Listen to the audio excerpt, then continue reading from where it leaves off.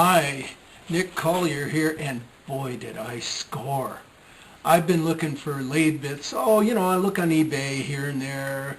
I see little batches of, 12 bits for, $50 and, like, come give me a break. And then the other day I saw, I don't know how many I got, maybe 100 bits for $40. The guy wanted $40. Well, it got bid up a bit. I think I paid 50 plus shipping, but I have to tell you that this one bit that I bought here a while back, new, was something like $45, and shipping. So here I'm going to turn you around and show you what I got, and then we're going to go through it, and then I'll kind of show you what it looks like once it's kind of organized, because there are some amazing bits in here. And there is the pile right there. And the guy said that there was 10 pounds of bits. And I'm like, holy guacamole. This is, machinist's dream. So let me go through them, and I'll come back in a minute, and we'll play with them a bit. Okay, we're going to come in close to these bits because there's some pretty interesting shapes here. And this basically is the contour bits, just the ones that have a shape, and you can kind of see it where we at here.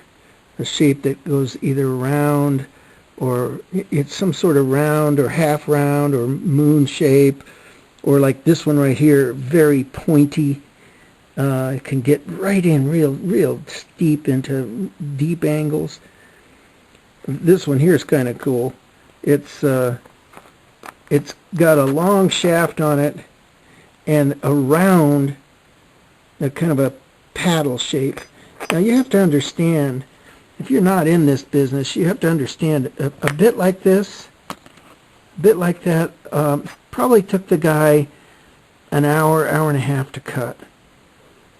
So each one of these bits is an incredible amount of time. Now this is just the contour bits we've just gone through. Now we're coming into threading bits. These are all set up with sharp tipped. You can see that each of the tips has a 60-degree angle for threads, or like this one right here, right in the center. The thread angle is really steep, probably for a really fine thread. And we go through here, tons of different angles for threads. We're looking at a machinist's entire career here of doing different projects and having to cut the tooling for the projects. And we'll move over to some carbide tools, which are razor sharp. The guy kept them really good and clean and sharp. And then here's just a bunch of standard bits, and more standard bits in smaller varieties. Now here's some more kind of contour, but these are for cutting grooves in steel.